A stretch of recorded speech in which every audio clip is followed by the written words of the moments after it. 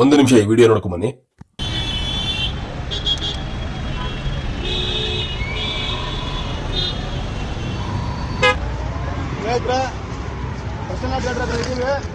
ಯಾರಪ್ಪ ಇದ್ರಲ್ಲಿ ಇಸ್ಕೊಳ್ಳೋದು ಅನ್ಕೊಳ್ಳಿಲ್ಲ.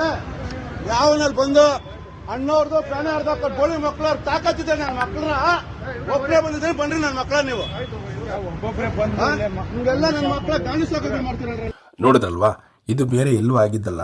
ಬೆಂಗಳೂರಿನ ಮಾಗಡಿ ರಸ್ತೆಯ ಪ್ರಸನ್ನ ಚಿತ್ರಮಂದಿರದಲ್ಲಿ ಏಪ್ರಿಲ್ 10ನೇ ತಾರೀಕು ಸಾಹಸ ಸಿಂಹ ಅಭಿನಯ ಬರಗವ ಡಾಕ್ಟರ್ ವಿಷ್ಣುವರ್ಧನ್ ಅವರ ಕೋಟಿಗೊಬ್ಬ ಚಿತ್ರ ಮರುಬಿಡುಗಡೆಯಾಗಿದ್ದ ಸಂದರ್ಭ ಇದು.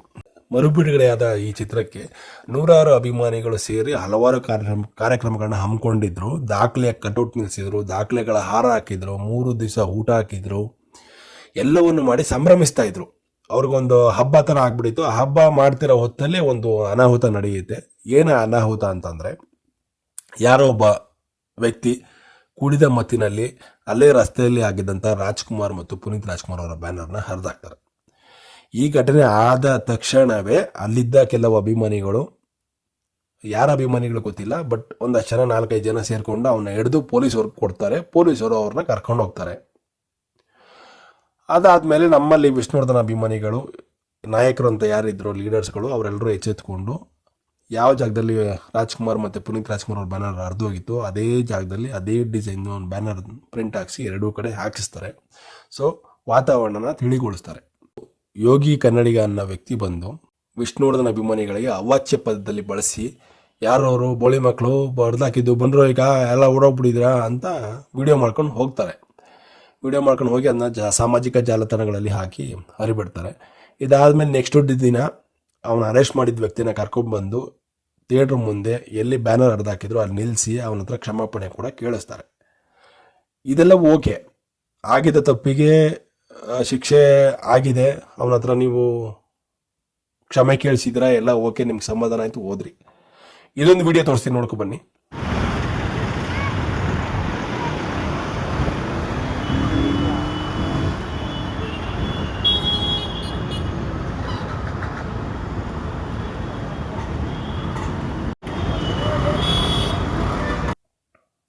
ನೋಡಿದ್ರಾ?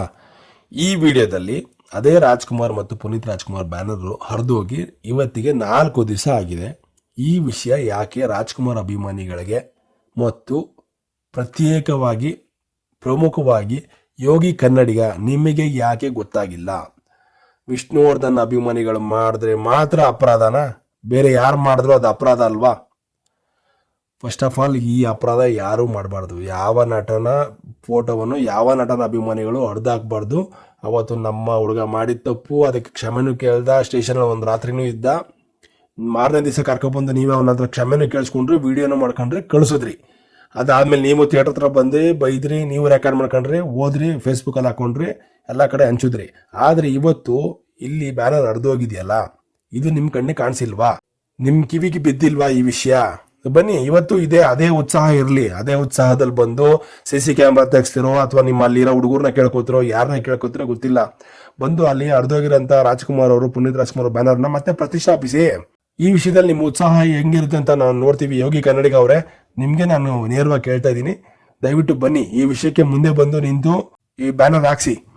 ಇದು ಜಗ ಜಾಹೀರಾಗುತ್ತೆ. ಬರೀ ವಿಷ್ಣುವರ್ಧನ್ ಅಭಿಮಾನಿಗಳ ಮೇಲೆ ಮಾತ್ರ ನಿಮಗೆ ಕೋಪ ಅನ್ನೋದು ಜಗ ಜಾಹೀರಾಗುತ್ತೆ. ದಯವಿಟ್ಟು ಬಂದು ಎಚ್ಚೆತ್ಕೊಂಡು ಬಂದು ಅಣ್ಣವ್ರ ಫೋಟೋ, ಪುನೀತ್ ರಾಜ್ಕುಮಾರ್ ಅವ್ರ ಫೋಟೋ ಹಾಕಿ.